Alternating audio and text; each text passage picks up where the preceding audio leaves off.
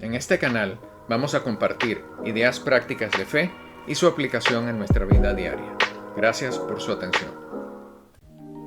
Hola amigos, hoy vamos a iniciar una nueva serie de videos acerca del sufrimiento, cuyo objetivo es tratar de responder a las siguientes preguntas. ¿Qué es el sufrimiento?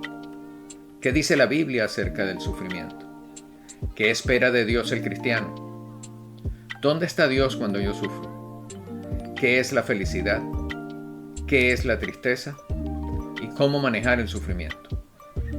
En el video de hoy, primero de la serie, trataremos los dos primeros puntos de la lista a modo de introducción. Espero que les sea de provecho. Hola, soy Arnaldo Espinel y hoy vamos a conversar acerca del sufrimiento y su relación con la palabra de Dios. Y como vamos a hablar de la palabra de Dios, quisiera comenzar con una pequeña oración. Padre Celestial, te damos gracias por esta oportunidad que nos das de compartir tu palabra. Te pedimos que nos ayudes para que sea para nuestro provecho y tu mayor gloria. En el nombre de Jesús, amén. Iniciemos la conversación analizando brevemente algunas palabras clave. La primera es sufrimiento, porque vamos a hablar del sufrimiento y eso implica dolor extendido en el tiempo. Sufrimos cuando hay una situación que no se resuelve rápido y empezamos con el tiempo a sufrir por la falta de resolución y porque nos duele, nos produce dolor. La otra palabra clave sería soberanía, porque vamos a hablar de la soberanía de Dios, cómo Dios es soberano frente a todos los acontecimientos de nuestra vida. Y la soberanía implica un poder absoluto en alguien que gobierna y cuyas decisiones son incuestionables. Otra palabra clave relacionada con el sufrimiento, por supuesto, es la tristeza, porque la tristeza viene a partir del dolor. Y la palabra castigo, porque se asocia el sufrimiento a un castigo, muchas veces erróneamente. Y el castigo implica culpa. Otra palabra clave es misericordia. La misericordia implica empatía. Nosotros tenemos misericordia cuando nos vemos reflejados en otra persona y sentimos lo mismo que siente esa persona. Nos ponemos en los zapatos de esa persona, en el lugar de esa persona. Y la última sería justicia, que no es otra cosa que dar a cada quien lo que merece. Entonces, el sufrimiento, amigos, está normalmente asociado a una pérdida. Pérdida de cosas, de personas que amamos, pérdida de estatus, pérdida de zonas de confort. Cuando salimos de nuestra zona de confort obligatoriamente a veces sufrimos. Y ese sufrimiento puede ser físico, mental o espiritual. Lo importante del sufrimiento, amigos, es que el verdadero dolor del sufrimiento depende de la reacción, no del hecho en sí, sino de la reacción que nosotros tenemos frente al hecho. Si te está gustando este video, dale like, suscríbete al canal y comparte con alguien que tú crees que se puede beneficiar de este contenido. Gracias por tu apoyo. Las causas del sufrimiento suelen ser duelo, pueden ser castigo, planes inconclusos, cuando nosotros tenemos un plan que no se logra, puede ser una enfermedad que nos limita. Y todo esto, todas estas situaciones juntas, el peligro está en que nos lleven a la desesperanza. Desesperanza no es otra cosa que falta de esperanza. Y cuando nosotros perdemos la esperanza, perdemos la perspectiva y perdemos de vista la posibilidad de resolver nuestro problema. Entonces nosotros tenemos que tomar decisiones para salir de ese estado. Recordemos algo muy importante y es que muchas veces el mundo, en general el mundo, nuestra cultura, condena el sufrimiento como algo que no debe tolerarse, como algo que no debe pasar y que lo debemos sacar de nuestras vidas. Y no nos damos cuenta que el sufrimiento es parte de la vida. El sufrimiento implica dolor sobre todo cuando estamos aprendiendo una lección. Cuando nos pasa algo malo y sufrimos, debemos aprovechar ese sufrimiento como un proceso, como parte del proceso de aprendizaje y como una lección aprendida para poder progresar y, como hemos dicho en otros videos anteriores, lograr la mejor versión de nosotros mismos. Ahora, lo importante está, y es el foco de la discusión de este video, ¿qué piensan ustedes, amigos, si yo les digo que el sufrimiento no solamente es parte de la vida y algo con lo que tenemos que lidiar, sino que es parte de la voluntad de Dios? La Biblia nos presenta diferentes causas del sufrimiento. Desde el punto de vista de la sabiduría dogmática, sabiduría es qué hacer con el saber. ¿Qué hacemos nosotros con el saber? No es simplemente saber, es qué hacer con el conocimiento. Y dogmática viene de dogma, que significa un principio teológico indiscutible y firme en la fe. La sabiduría dogmática, decía, nos presenta el sufrimiento como causa del pecado. Lo vemos en el libro de Génesis con el pecado original, cómo Dios castiga al hombre por su pecado. Lo vemos en Deuteronomio 27-28, donde están las bendiciones y las maldiciones.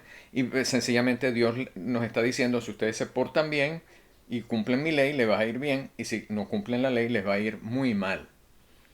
Inclusive lo vemos en el Nuevo Testamento en Hebreos 12, 6, 11, donde el autor de Hebreos nos habla de que Dios se comporta como un padre misericordioso que corrige a sus hijos. Cuando nosotros estamos sufriendo una corrección por parte del Padre. Como nosotros hemos corregido a nuestros hijos quitándole lo que les gusta o castigándolos de alguna manera para que aprendan y cambien de conducta.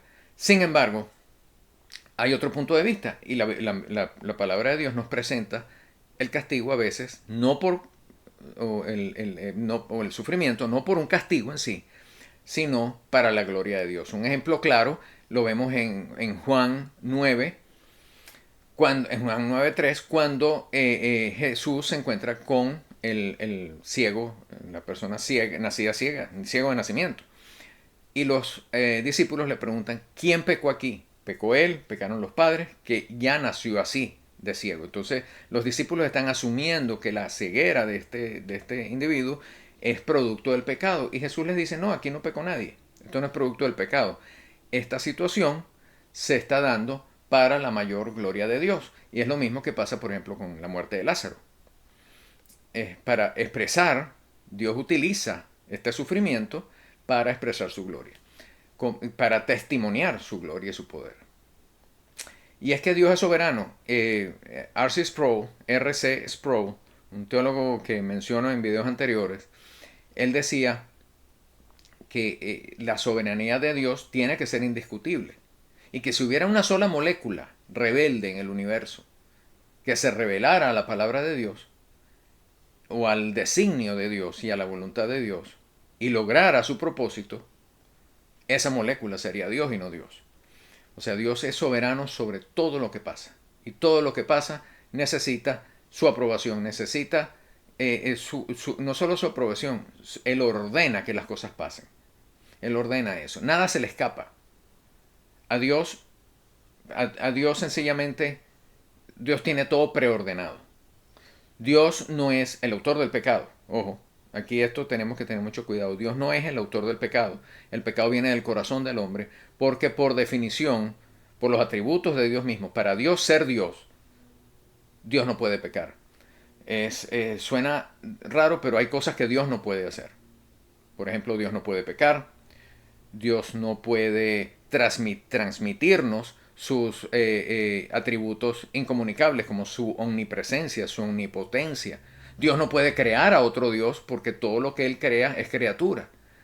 El único que es Dios es Él porque Él está fuera de la creación y Él la produjo y antes de la creación ya Él existía. Porque si pensamos que Dios es parte de la creación, entonces Dios no existía antes de la creación. Entonces,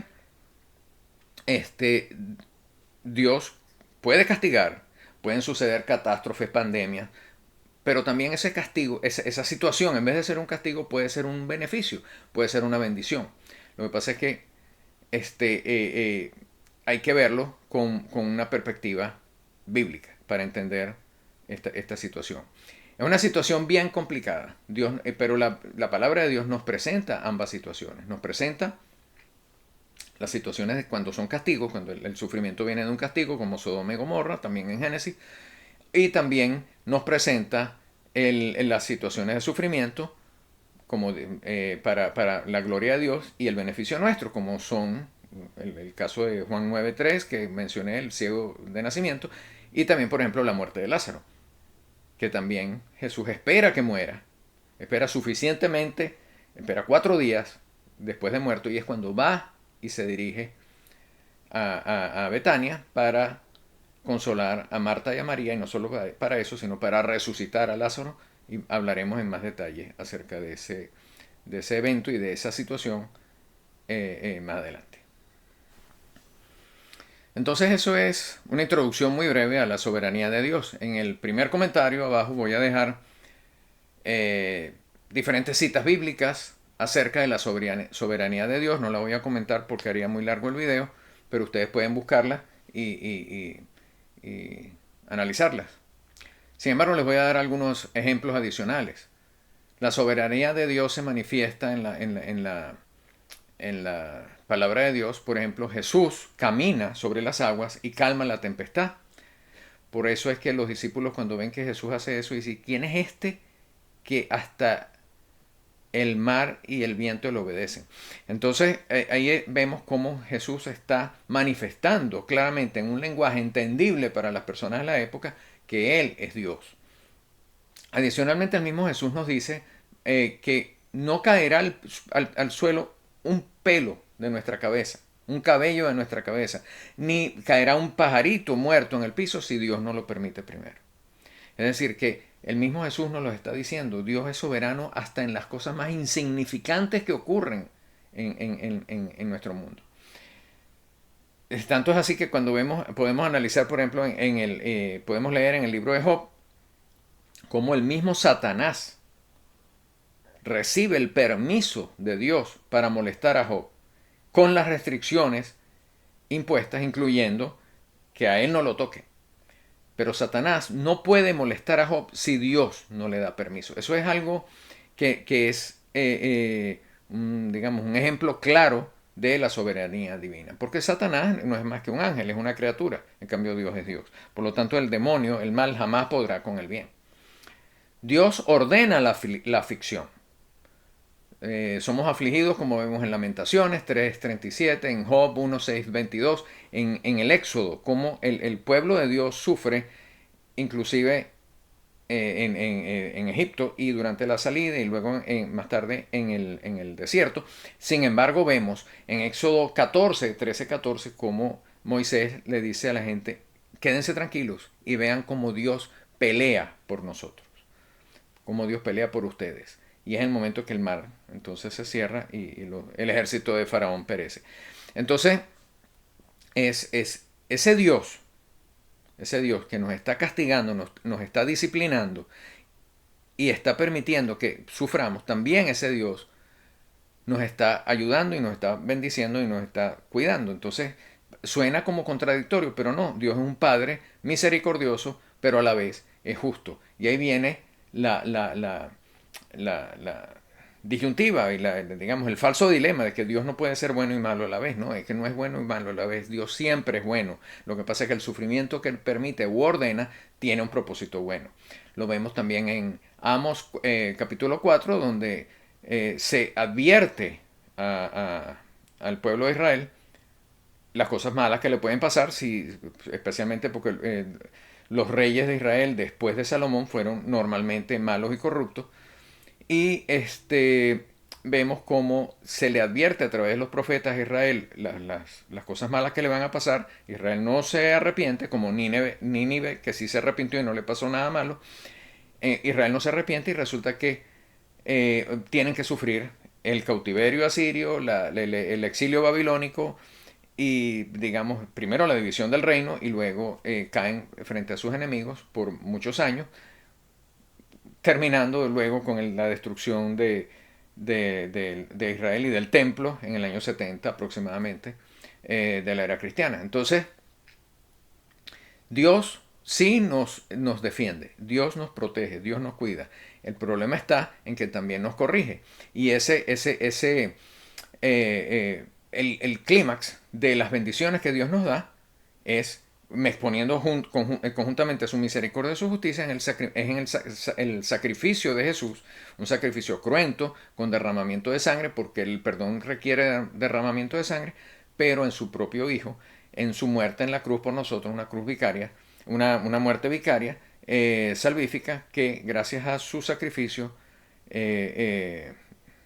perfecto, sin mancha, nosotros los creyentes podemos confiar en la salvación. Ahí entonces podemos ver, lo podemos leer en 1 de Pedro 1, 18 y 19. Y vemos cómo Dios pone conjuntamente su justicia y su misericordia. Quiero recomendarle algunos libros aquí. Voy a recomendar estos tres primeros.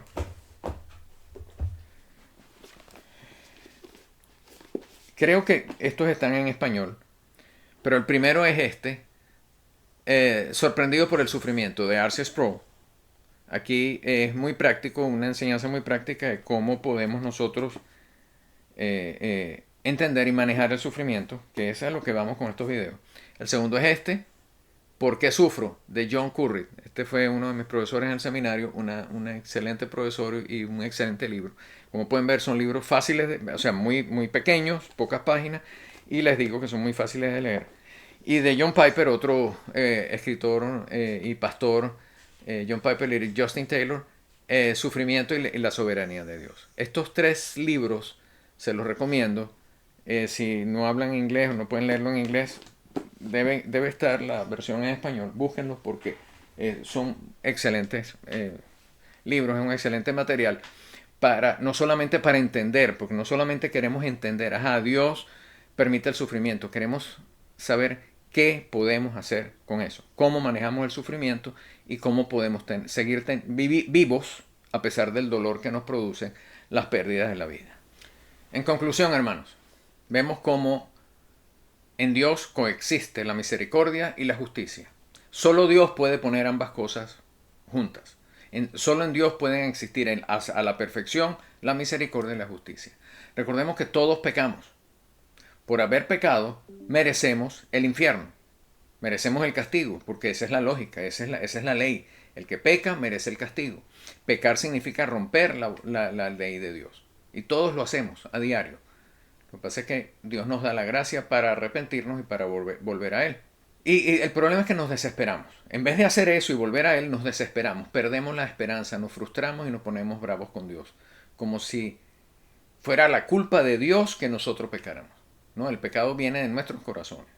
Entonces podemos hacer como David y Salomón. Para mí los salmos son una herramienta de oración poderosísima. Porque orar es hablar con Dios y es una forma de inclusive pedirle ayuda, no solo pedirle ayuda, sino alabarlo y también exponerle nuestros puntos. Como lo hacemos con cualquier amigo, mira, me pasó esto y esto y esto. ¿Cómo lo hago? ¿Cómo manejo esta situación? Vemos a David en los salmos, a veces hasta reclamándole a Dios. Y le dice que no me ayudaste, le reclama por su pueblo, no estás ayudando a tu pueblo, ¿hasta cuándo nos vas a tener abandonado? Pero luego inmediatamente reconoce el poder de Dios, le da gracias a Dios por las bendiciones, recuerda las bendiciones del pasado, recuerda cómo Dios siempre lo ha ayudado, le da las gracias por la ayuda que todavía no ha recibido y lo alaba y lo adora. Entonces esa es la actitud que nosotros debemos tener en vez de rebelarnos, porque al rebelarnos con Dios no estamos ganando absolutamente nada. Entonces, mucha gente puede decirme, bueno, pero si Dios utiliza todas estas estrategias, porque perdemos de vista que Él tiene que utilizar estrategias humanas, porque somos humanos, si no, no entenderíamos. Utiliza todas las estrategias y este dolor y este sufrimiento, entonces Dios es malo. Y ahí voy a contestar a esta pregunta con un comentario también que le escuché a R.C. Sproul, diciendo, ¿cómo que Dios es malo? Dios nos castigó justamente por los pecados que hemos cometido. Dios castiga a Adán y Eva porque se rebelan y no lo obedecen comiendo del fruto del árbol del bien y del mal, queriendo ser como Él. Los castiga, los expulsa del paraíso. ¿Pero qué hace? Los viste, los alimenta, los pone a trabajar, los protege, bendice.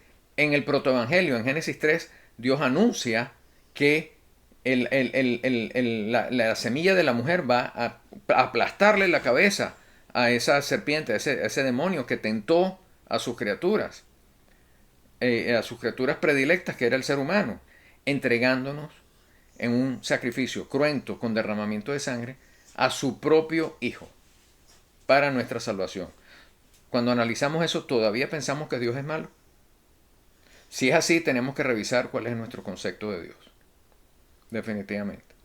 Mientras tanto, los invito a ver el video que continúa de esta serie, donde trato el punto de cómo manejar el sufrimiento y qué esperar, qué puede esperar un cristiano de Dios. Muchas gracias por su atención. Tener carácter es no dejarse llevar por el temperamento. Somos responsables solo de lo que podemos controlar. Lo demás, Dios lo dispone según su voluntad.